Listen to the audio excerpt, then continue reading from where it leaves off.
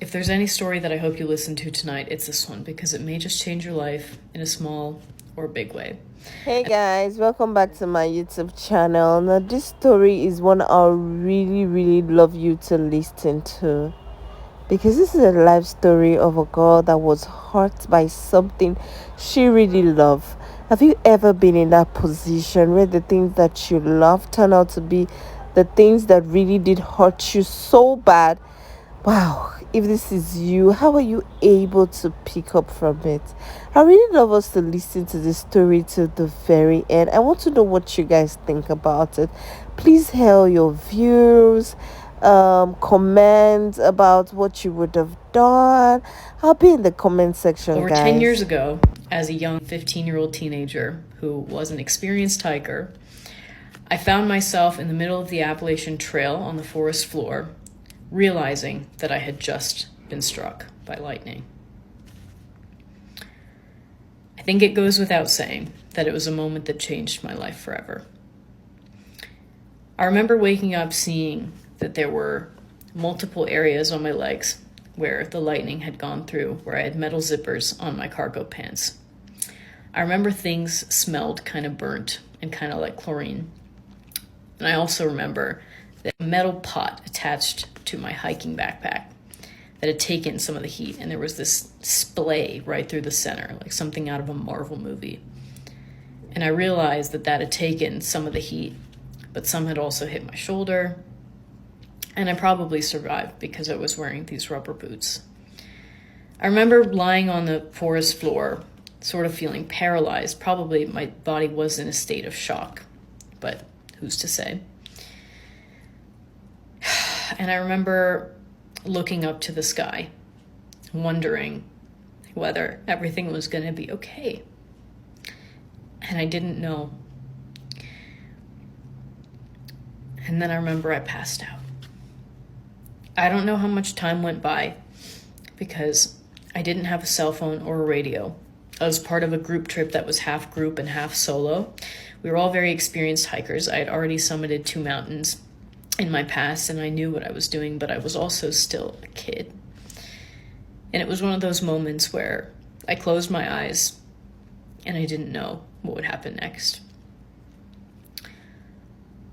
And then I remember I woke up. And despite the fact that my body was still in a state of paralysis, I remember being conscious enough to see one stripe of light coming from the clouds, and it was shining on me. That was the moment when I really started questioning the things that I believed in. It was a moment that mentally I thought about as I navigated high school and then college. Why did this happen to me, and why was I given a second chance to survive? And then I went on to work at Goldman Sachs, and I worked in the financial world. And during my lunch breaks, I would always be doing these drawings and sketches, writing ideas that I don't know where they came from. They just came from a fantasy world in my mind. And I would always sign my sketches LSN, my initials. But I never thought anything of these because I was always a very artistic person.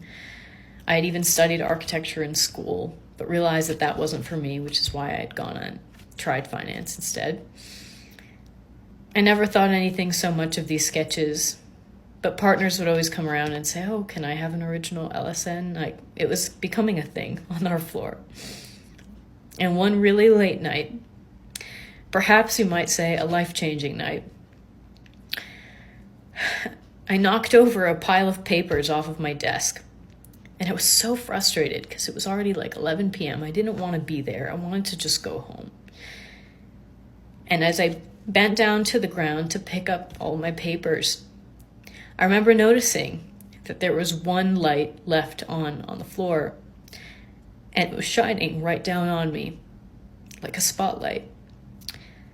And I suddenly had a very unusual flashback to what had happened over 10 years ago, with that one stripe of light from above shining only on me.